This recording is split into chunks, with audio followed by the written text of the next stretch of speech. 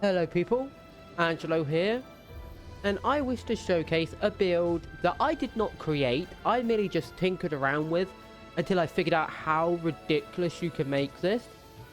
And I like to personally call this the anti-humanoid Onslaught build, or just the Onslaught build for short. This is based on someone else's build that I talked to about this build, and I was very skeptical at first of the power behind this build. I was hyper skeptical, but it turned out, no, this is a scary build. Even against non-humanoids, this build is terrifyingly strong. And so I'm going to show you what I've changed and updated and made to create what I think is one of the most terrifying builds for PvE in this game. First of all, we start off with the big piece of the game, Cronus Break. You need an attribute scaling of A to get this to its maximum potential, and then stack it all with lasers. This will get you around 2,000 total damage, around about 1,600 laser damage. This is required to get the maximum oomph. In addition, you need Onslaught level 3 and Limit Change level 3 to get the infinite Onslaught spam that makes this build so dangerous in the PvE. In addition, just in case you're worried about your femto running out at any point, you can get this build, this weapon I mean, which is from the Omega boss, though there is a weaker version from the lesser version of the boss that has bullet feed combined with a macro barrier that can, against any rapid fire enemy, just completely recharge your femto to maximum. Like against enemies like Gearworm, this build is just a hard counter, because anytime he summons a turret, you just macro barrier that, full femto back. If he goes for his bullet storm, macro barrier that, full stamina, especially with limit change where you are unguard breakable while in macro barrier. So any enemy that you cannot get away from in time, you can just macro barrier it and you're good. You do not need Devotion. I personally pick Devotion and get at least a B scaling with maximum recovery added on. It's really nice, really delicious. If you want more ammo, you can do that, since you only lose around about, I think, like 500 heal. I just personally want the heal. And then, of course, you can either pick Satellite Shield or the item that gives you more femto. Take your pick. Can be either. Also, you could do the one that recharges femto. I just personally, since I'm fighting a lot of enemies who are very aggressive and I like to be very face tanky, I go with Satellite Shield with maximum memory consumption lowering, which makes it so the shield is much less hefty. Then for my armor, I have Gozu with and in all honesty, armor here, it doesn't really matter too much. The only thing really that matters here is this arm, a brawling performance of at least 250. That's really the only thing that matters here. All the other stuff you can sort of mix around to your preference. This is just the stuff I've done to my preference.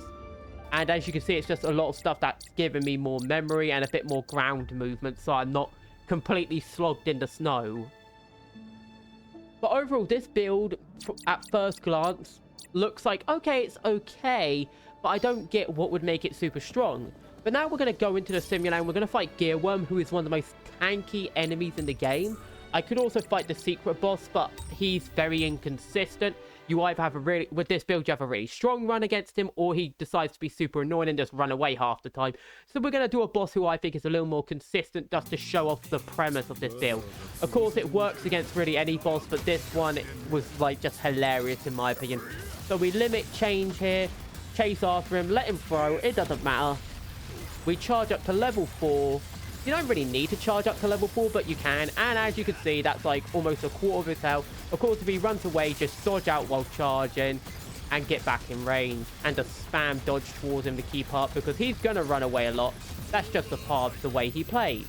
But pretty much, as you can see, he just gets kind of demolished.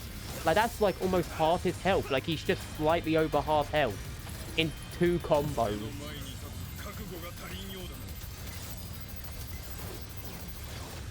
Okay, you know what? Let's actually just show off, like, what I meant by the max femto back.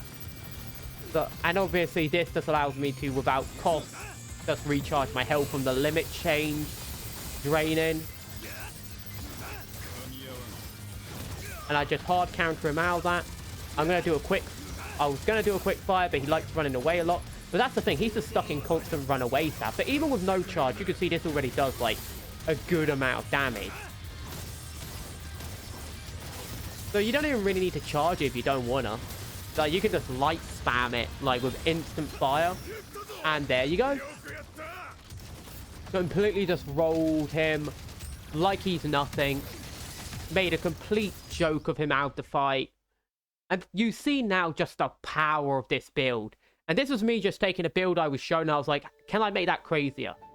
And the thing is that if you farm better stats, which you can make this build even stronger. You just got to get that attribute damage as high as possible. Of course, some enemies are weaker to physical, so I do recommend just having a physical weapon you can swap out with that is of similar stat, like an A rank in physical, with a good damage, and if you can get similar scoring, it might not be as strong, but it will still be pretty strong. I just think laser is a little stronger than physical when it comes to this particular build. But anyway, you know what, let's even show against the secret boss, just to really nail in the point of just how dumb this is.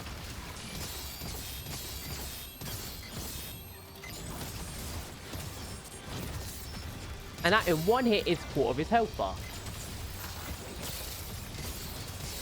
I have no idea who's the real one, but I guess we'll find out soon enough. I got staggered, and they're going to grab spam me. It doesn't really matter too much. As long as I don't get staggered, I'm good. And as you can see, no real effect. We now know who the real one is.